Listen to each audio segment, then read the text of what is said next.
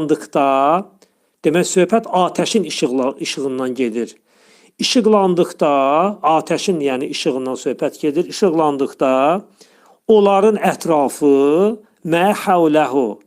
Demək onların ətrafı işıqlandıqda zəhəbəllahu binurihim. Allah onların nurunu neyniyər? Keçirər. Və tərəkəhum fi zulümətin lə yubsirun. Zülümətlər içində neyniyərlər? Qalarlar və görməzlər. Başlayaq fələmmədən. Fələmmə zaman, ət fərfi, üstəgəl şərtlə ilgili cəzimlənməyən zaman zərfi. Demək, fə burada birinci bağlayıcıdır. Ləmmə isə şərt mənasını verən demək ədatdır. Bu ləmmə şərt ədatı demək feillərin sonunu nə etməyəcək? Feillərin sonuna sükun verməyəcək.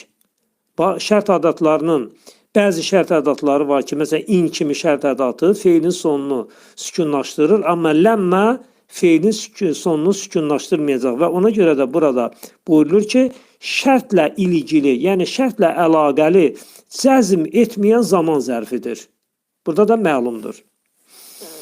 Ədaət. Ədaət bu feildir, işıqlandırmaq deməkdir. İşıqlandırmaq demək bu feilin 4-cü babının feilidir və qadın cinsindədir. Qadın cinsində və 3-cü şəxsdədir.